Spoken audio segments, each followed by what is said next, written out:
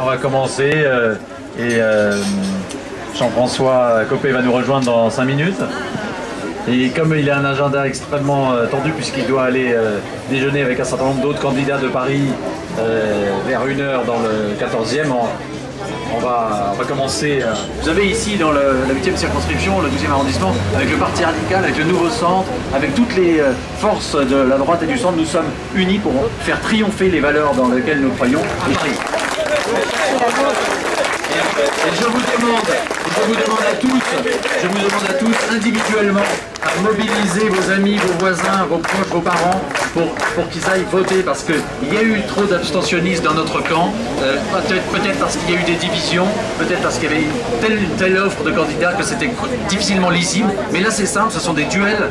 Donc il y a la gauche d'un côté qui est alliée avec le Front de gauche, un parti extrémiste qui prône des mesures de rejet de l'autre, insupportables, et puis il y a les candidats UMP qui veulent faire triompher les valeurs de liberté, de responsabilité, de travail, d'autorité, de la famille. Votez pour nos candidats et dites à vos amis de le faire.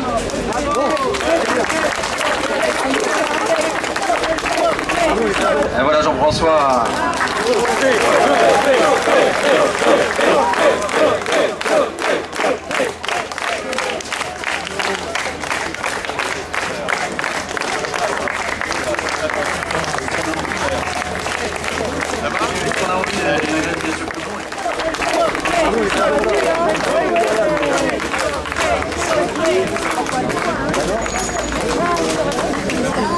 Je sais pas s'il a été élu au premier tour.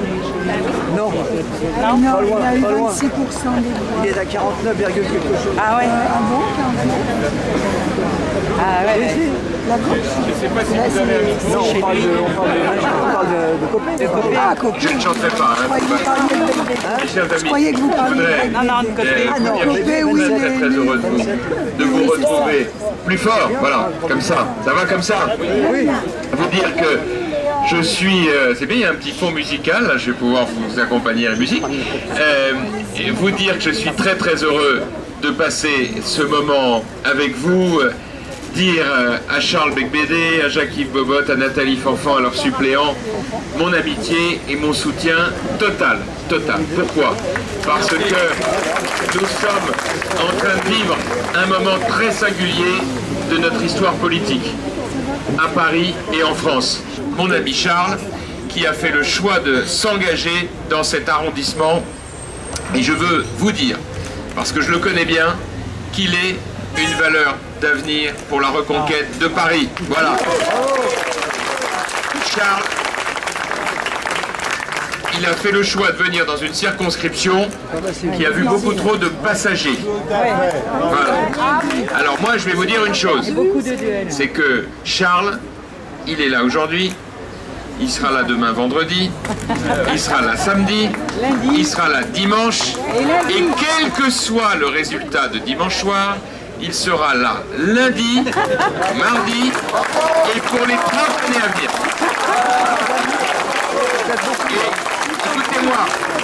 Écoutez-moi bien, je m'en porte personnellement garant.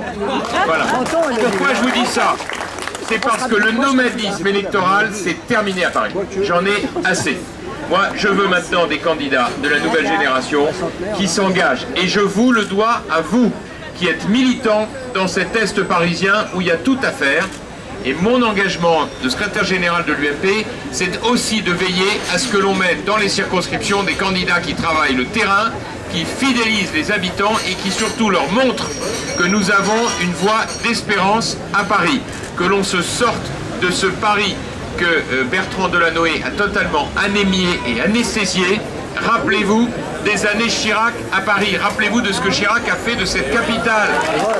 Développement économique, commercial, culturel, touristique. Et regardez ce que Paris est devenu.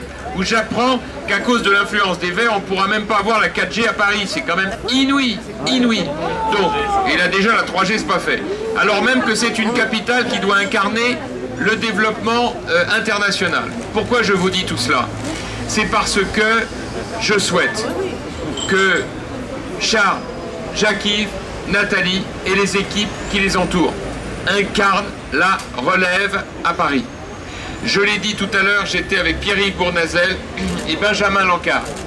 Je veux vous dire que dans ces moments que nous connaissons, il ne faut pas imaginer qu'on va laisser à la gauche la totalité des pouvoirs. Je suis là pour vous dire que notre famille politique, elle est l'héritière de l'esprit de résistance. Voilà, vous avez compris les mots dans le texte, l'esprit de résistance. Je ne me laisserai pas impressionner par le poids du politiquement correct qui, dans quelques petits arrondissements parisiens, nous disent ce que l'on doit penser. Parce que moi, je suis l'élu d'une terre où on sait ce que c'est que le Front National, où on sait ce que c'est que les quartiers sensibles, où on sait ce que c'est la souffrance au quotidien de Françaises et de Français qui expriment leur ras-le-bol et leur exaspération devant une situation qui est intolérable. Et nous, à l'UMP, nous refusons l'alliance avec le Front National. On ne va pas donc pour le même prix s'interdire de dire ce que nous avons à dire, au motif que dans les quelques arrondissements privilégiés de Paris, il y aurait des tabous. Eh bien nous qui refusons l'alliance avec le Front National, on parle à tous les Français. Et donc, y compris aux gens qui ont voté Front National et qui veulent simplement nous adresser un message de ras-le-bol et d'exaspération.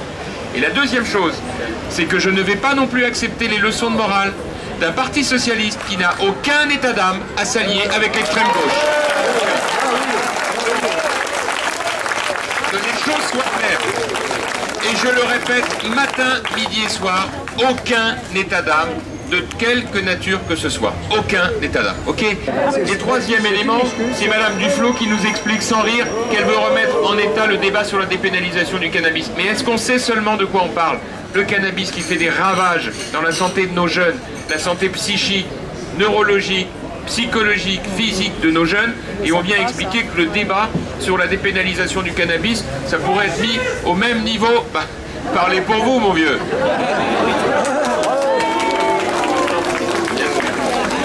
Donc, le moins qu'on puisse dire, c'est que sur ces sujets, mes chers amis, ne calons pas. Et à celui qui vient de nous insulter, je veux rappeler que ses propres amis n'ont rien fait d'autre que de s'allier avec ceux qui font tous les jours l'éloge d'un certain Fidel Castro en nous expliquant que c'était pas un dictateur. Donc vraiment, aucune leçon à recevoir, aucun état d'âme de qui que ce soit. Croyez-moi, moi, j'appartiens à une famille politique qui a considéré depuis toujours que les valeurs de la France étaient les nôtres. Donc mes chers amis, ici à Paris, vous l'avez compris, ce que je veux dire avec vous aujourd'hui, c'est prendre date. Prendre date, bien sûr pour cette élection législative, mais ensuite pour la reconquête des territoires perdus à l'occasion des municipales de 2014. À ce moment-là, je veillerai, à la place qui est la mienne, à vous aider, à renouveler les générations, à faire campagne et à l'emporter. Car Paris mérite beaucoup mieux que ce que l'on voit aujourd'hui. Paris mérite une génération nouvelle qui est faite d'entrepreneurs, de salariés, de gens qui incarnent la diversité de la société à Paris, et que cette génération-là propose une nouvelle ambition pour cette ville magnifique qu'est la ville de Paris. Voilà ce que je veux vous proposer. Voilà pourquoi j'ai besoin de chacune et chacun d'entre vous. Croyez-moi, les combats difficiles, les terres de mission électorale, je connais bien. Je connais bien les victoires, mais je connais aussi bien les défaites. J'ai vécu les deux. Les victoires, c'est des moments de bonheur absolu. Les défaites, ce sont des épreuves. Mais permettez-moi de vous apporter un témoignage personnel. Les victoires, c'est des moments de bonheur. Mais les défaites, on vit avec, toujours. Parce que c'est ça qui forme le caractère. C'est ça qui vous permet de voir si vous avez une colonne vertébrale solide. Et la vérité, c'est qu'à Paris, on a beaucoup perdu. Maintenant, on va commencer à gagner. Et croyez-moi, ça va faire la différence. Alors, j'ai besoin de chacune et chacun d'entre vous. Vous me faites une campagne maximum pour nos 3 candidats, avec à la clé un objectif de victoire. Et je veux le dire enfin, une dernière chose, très importante pour moi. Je souhaite que celles et ceux qui ont fait campagne durant la présidentielle et les législatives se fassent connaître. Car il nous falloir renouveler largement les listes aux prochaines élections municipales. Donc il y a parmi vous des gens qui seront les électeurs et les élus de demain. Ça n'est pas simplement un homme ou une femme, c'est des équipes. On ne gagne jamais tout seul. Donc j'ai besoin de chacun d'entre vous, et donc je vous le dis ici, dans cette terre de conquête, chacun et chacune à son poste, Comme on disait autrefois, pas un bouton de guêtre doit manquer. C'est comme ça qu'on gagne les grandes batailles. Je vous embrasse. Merci. Juste, puisque les lions de la place Daumesnil et Félix Eboye ont été réinstallés hier soir, ce qui est un signe très fort.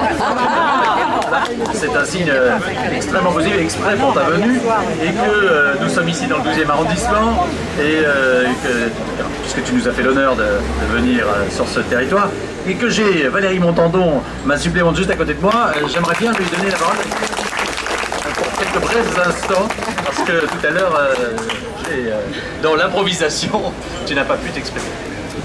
Merci.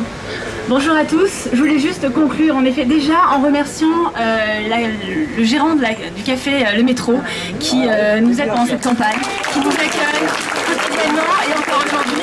Merci à Monsieur Vessard qui est derrière. Je voulais aussi, juste pour conclure, vous dire en effet qu'il faut se mobiliser. Il reste 3 jours. Moi je suis persuadée que s'il restait plus de jours, ça serait dans notre sens. Parce qu'en effet, comme vous l'avez expliqué tous les intervenants avant, chaque jour, le Parti Socialiste se dévoile. Ils dévoilent leur politique, leur démantèlement de nos valeurs. Est-ce que vous voyez la menace qui pèse en effet sur le couple franco-allemand, qui pourtant était une construction de longue haleine par Nicolas Sarkozy. Et on se rend compte aussi que c'est un monsieur qui n'arrive même pas à, j'allais dire, canaliser ses proches. Donc, c'est vrai que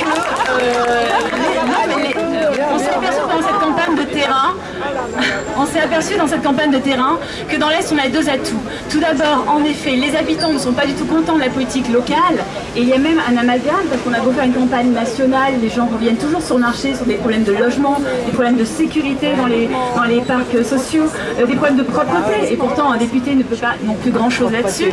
Mais donc on a cet atout d'une population qui en a marre, qui a envie de changement, et bien sûr, comme on vous l'a dit tout à l'heure, c'est le Parti Socialiste qui se révèle petit à petit, et les Français commencent à douter, même ceux qui étaient abstentionnistes ont dit mais qu'est-ce qu'on a laissé faire il y a 3 semaines, 1 mois.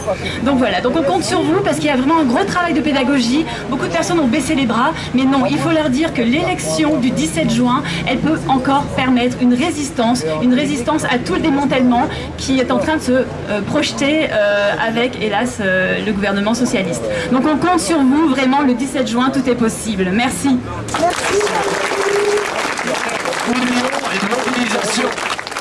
Je vous disais que la nouvelle génération a de la pêche, hein, parce que Valérie, elle fait partie aussi de cette génération de combattants qu'on veut mettre sur orbite pour le combat à venir. Donc vraiment, vous l'avez compris, on a là maintenant, on est en train de poser le décor de ce que va être la reconquête de Paris. Hein. Donc je vous demande d'avoir bien ça à l'esprit, on ne lâchera rien et on va gagner. Je vous embrasse tous, merci.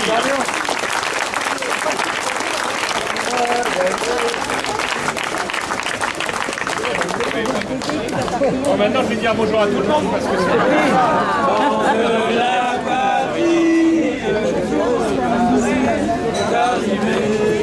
Entre nous de la tyrannie, les standards sont élevés. On va chanter la main. Les standards sont élevés. Nous sommes nos combats, ces féroces soldats qui viennent jusque dans nos bras, égorger nos fils et nos compagnes.